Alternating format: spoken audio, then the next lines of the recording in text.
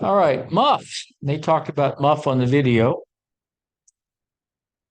It's the highest frequency that you can use for communications between 2 points.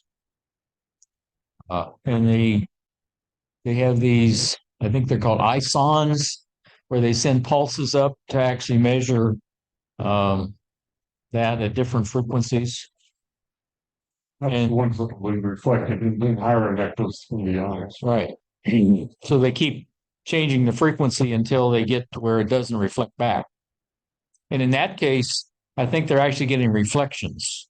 They're also looking at the absorption. Or when they don't get a reflection, when it bounces back, they're getting something. Right. They have a No, that's what I mean. It's not a refraction, but a reflection right. in the way they're doing it. The LUF is where you get the absorption. Okay. And that's going to be the lowest frequency that you can use. Below that, okay, it's going to be almost totally or basically totally absorbed, or so far down that it's at least 6 dB down. And so that's going to be in the D region, and a daytime effect more than a nighttime effect. Yeah, because there's no layer. No D layer, right? So what is the LUF at night? EMF. Huh? EMF. Yeah. But At one time too sometimes. is it a low? Is the LUF going to be a lower frequency at night? I would think so. Yes. I don't know yet. Listen, radio stations from Chicago on AM. Okay. What does the MUF stand for? Usable frequency. Eh. Hey, Maximum use frequency. good math, sometimes. A lot. A lot. The maximum usable frequency, the MUF. And what does the LUF stand for? All this wavelengths. Between 2 points. Yeah. Okay, the MUF is affected by the path distance and the location, the time of day, the season, the amount of solar radiation, and ionospheric disturbances. So what factors affect the MUF?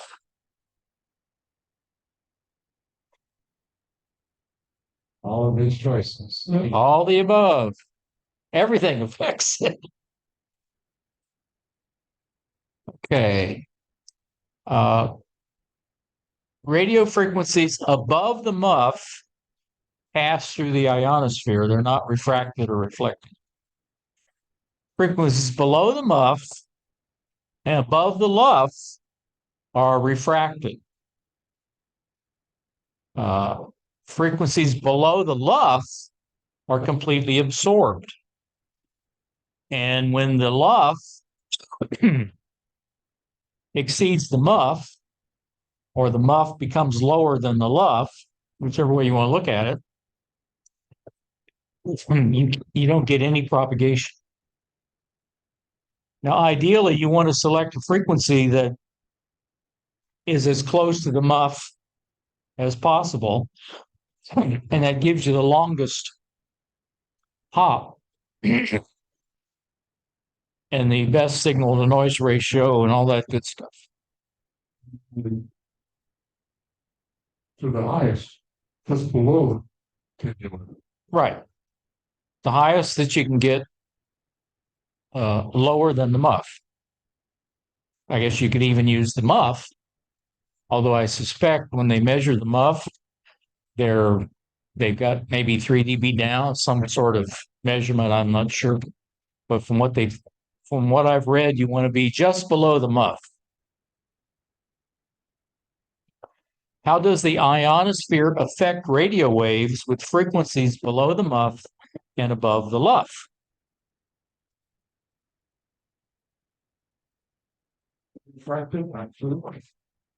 right.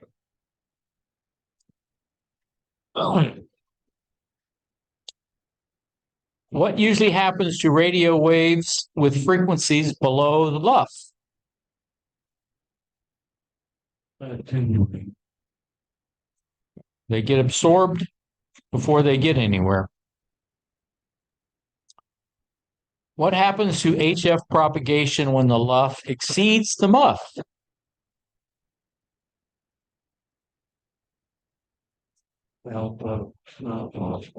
Blackout. Frequency selections.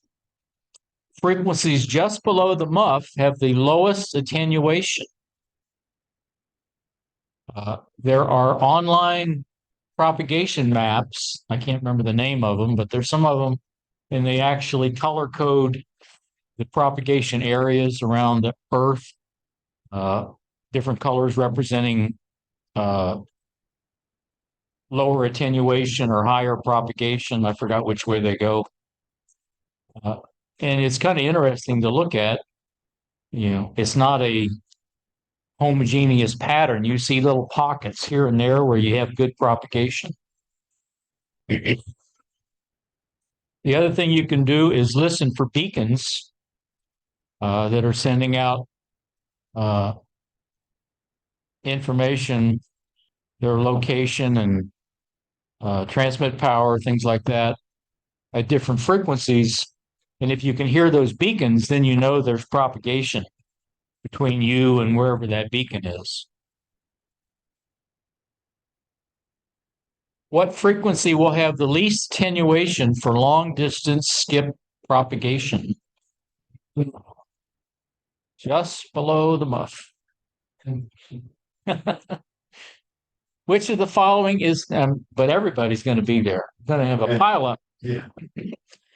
Which of the following is a way to determine current propagation on a desired band from your station?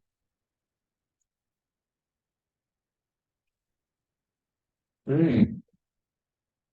Oh. Oh, no. Oh. He's going to be that. Yeah. Internet's good for all kinds of stuff. What would we do without it? Okay, you have paths. You have a short path, which is the shortest point or path, point to point. And that's usually how your signals will go in the least number of hops. The long path is usually the opposite direction, and it will take more hops to get to the same point. In some cases, if the propagation's right, you can have your signal go short path and long path and be received at different times. So you'll see an echo, or they'll hear an echo because of the difference in the path length. What is the characteristic of skywave signals arriving at your location by both short path and long path propagation? Like that delay. Right. Slight echo. Conditions on the lower HF bands, other than ionospheric, can make HF contacts difficult. The atmospheric noise can be so bad you'll only be able to copy very strong signals. That's kind of true on the lower bands like 40 and 80. A lot of noise. Especially bad in the summertime because of all the thunderstorms around and lightning discharges go over long and can affect long distances. So you hear lightning discharges as noise at long distances. Which of the following is typical of the lower HF frequencies during the summer?